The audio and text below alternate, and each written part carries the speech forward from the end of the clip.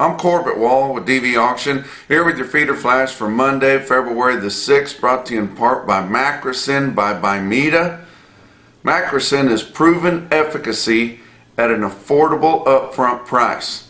Without the BS, end of story. For more information, go to macrocin.com.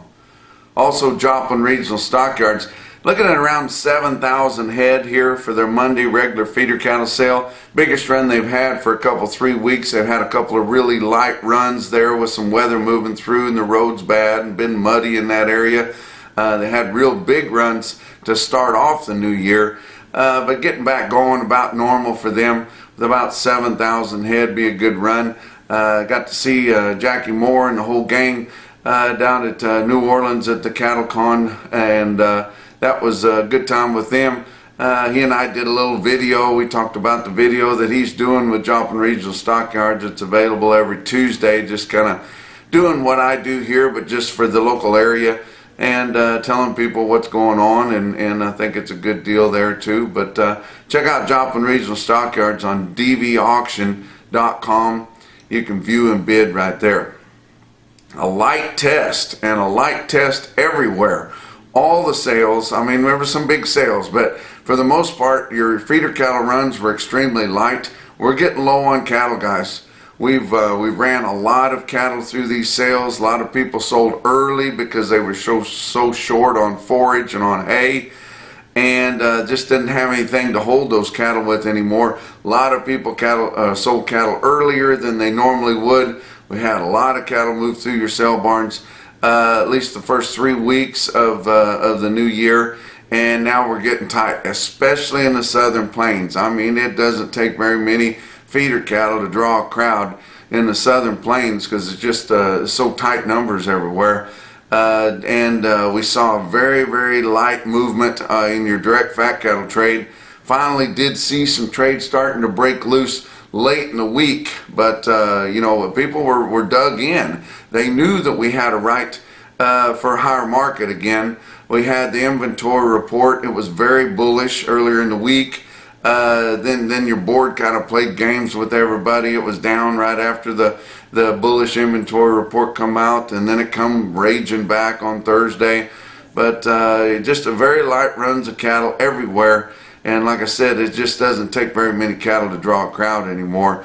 Coming to you from Orange Beach, Alabama, me and Dusty Markham, my co-worker, are making our way from New Orleans to Uniontown, Alabama, and making a little bit of side trips here, just wasting some time till we get into the new week. But you know, didn't hear a lot coming from Cattle Con. Of course, I don't go to any of the meetings or anything, just the big trade show. We have a lot of our partners, a lot of our sponsors, a lot of our people we do business with that are there, and so it's easy for us to make a lot of contacts there at one time. And did make it down through Bourbon Street there one night, and I wished I had packed my over boots for that trip, because not that it was muddy or dirt or wet or anything, it's just nasty. It's nasty down there, and I tell you what, it's getting worse. I make a trip through there about every 4 or 5 years, and it just continues to get worse. And mostly all you can really tell around there is fumes from pot and piss, and you don't want to take your kids down through there. And I urge you not to ever do that. But we had a good visits there in New Orleans, and didn't hear a lot of big rumblings coming from anything. They didn't do anything earth-shattering. About the only thing that made any news was some talk there towards the end of the convention, where they talked about maybe you know, chances of the foot and mouth disease getting tracked in here into the United States from all those migrants that are walking up from south of us, and thinking that they might walk in there with cow shit on their shoes and can bring that foot and mouth over. Now, I haven't heard anything about that. That's just speculation is all it's talking about. But what I feel like is it is working towards is it's wanting to get people to get fear in them about something like that happening, because There's some entities and some of them within the industry that are wanting to bring up the mandatory ID again. We do not want mandatory ID, people. Yes, it might be great if everybody that owned cattle was participating and everybody was doing it right, and if the electronic ID tags worked 100%, and if they stayed in their ears and everybody had a reader and you checked them every time you moved them and all that kind of thing, it might be handy to track down a disease of that kind if we got it. But we've had those diseases in the past. We've always been able to track them down. Mandatory ID will force more people out of the business. And I don't care what it is. I don't care if it's vertical integration. I don't care if it's these AMAs, the sweetheart deals, the lack of negotiated trade. I don't care what it is. If it's forcing more individuals out of the business, I'm totally against it. And I will be against this until they finally cram it down our throats. But you know, there's a handful of people that are doing all these things with all these tags and all these verifications and all these kind of things. They're great, and those folks are getting premiums in a lot of cases. That's great. Let them continue to do that. Not everybody has to do it. For the most part, everybody else raises commodity type cattle. You may raise better commodity cattle, you may raise plainer commodity cattle, but you have the right to raise whatever kind of cattle that you want and do it individually and do it the way that you want to do it.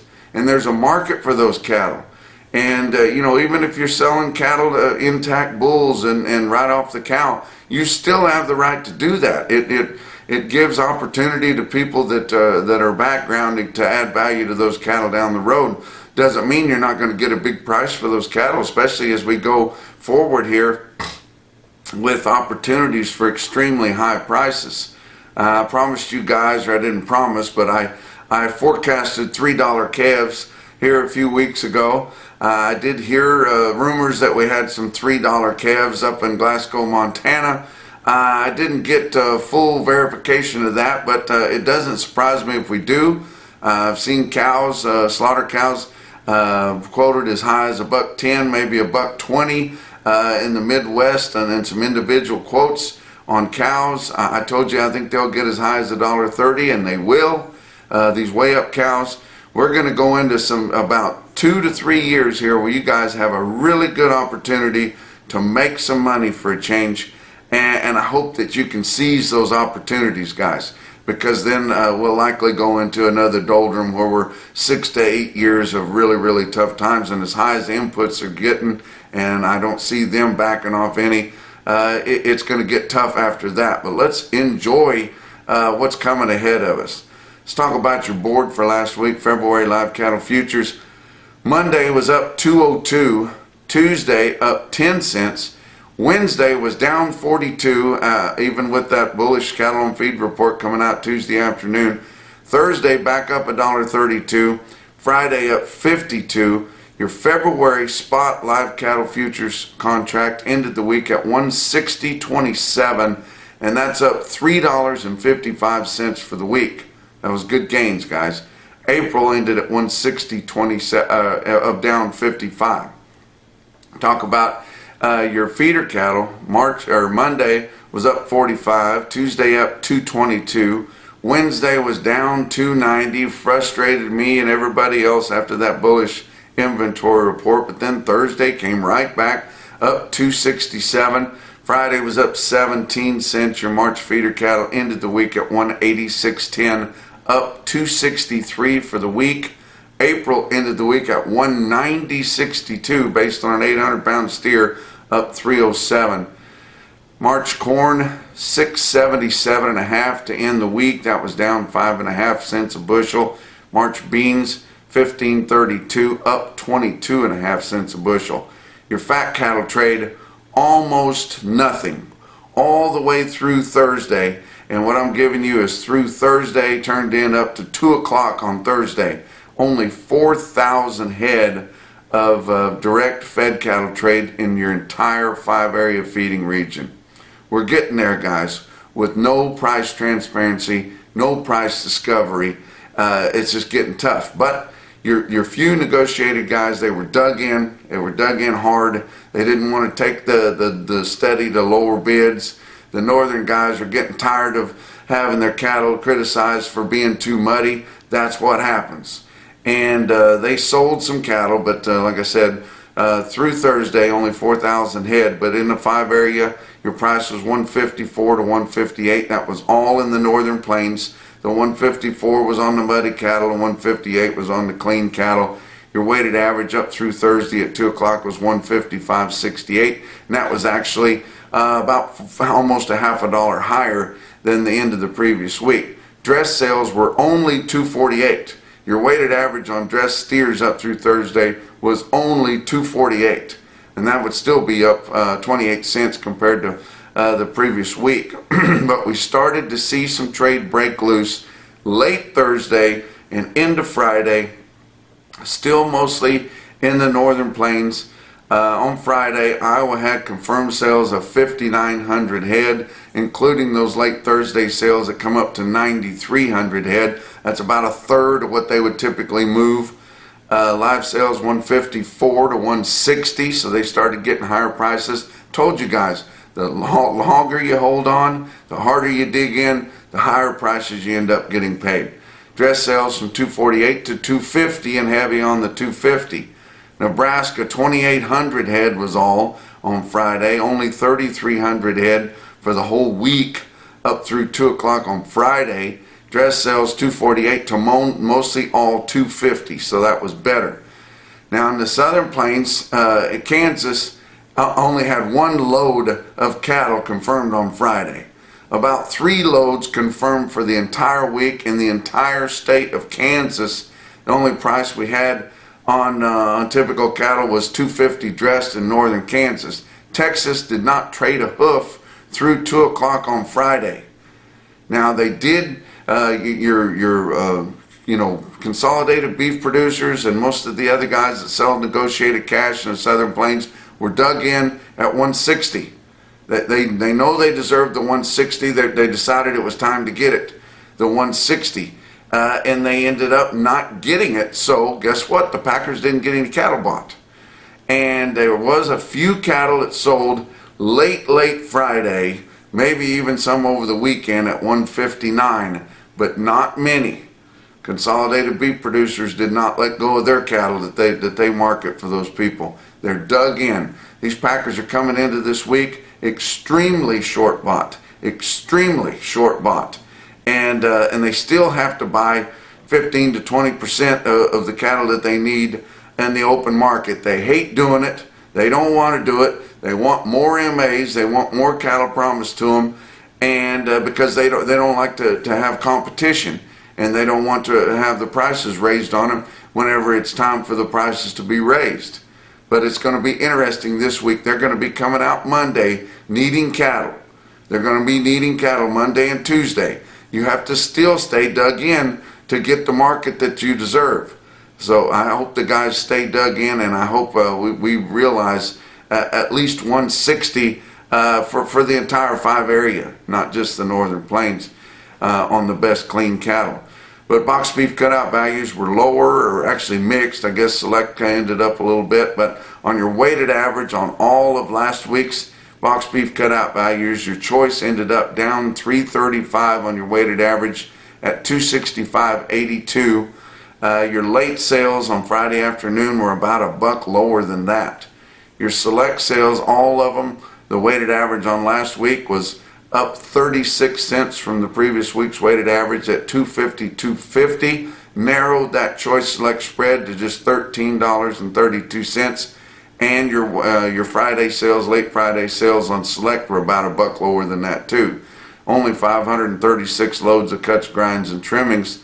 Your slaughter 641,000. That revision we had on Monday, that took back quite a bit of the kill there, but 641,000 was down 18,000 compared to the previous week, up 6,000 compared to the same week a year ago.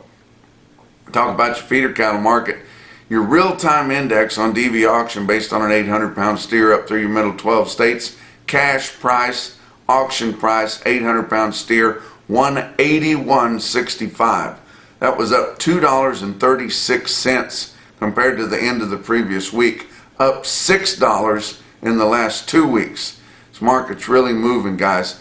And your sales out of your auctions, your trends were $2 to $5 higher on all classes, where tested, because your big high volume sales early in the week, and partly due to too cold the weather and wintry conditions, didn't hardly have enough to test. And some of your regional sales did, some of them didn't, but still $2 to $5 higher would be a pretty widespread trend on all your cattle, turning sharply higher late in the week after we didn't see your packer or your feedlot guys give in to the packers and hold out for more money with the hope that we can get this fat cattle market up a little bit. But you look at some sales that turned sharply higher. How about Saturday at Fort Scott Livestock Market in Fort Scott, Kansas? Look at these very impressive quotes. These are loads and bigger strings moved through the sale there on Saturday at Fort Scott, weighing from 600 to 900 pounds. The stick out one there to me is the 120 steers, weighed 851 at 185.60, guys. 50 pounds over your index base there, and another $4 over that. But very good sale there at Fort Scott, Kansas. Give you some individual quotes around the region. How about Montana livestock auction in Ramsey, Montana? 80 head of steers weighed 709 at 192. Mankato livestock, Mankato, Kansas, sold 64 steers weighed 804 pounds at 190.10. Wow. But the best quote that I saw anywhere late last week or over the weekend, your Mackerson no BS top quote for the day was Dunlap livestock auction in Dunlap, Iowa on Friday. Sold 60 head of steers weighed 700 smooth at $197. That's your feeder flash for Monday.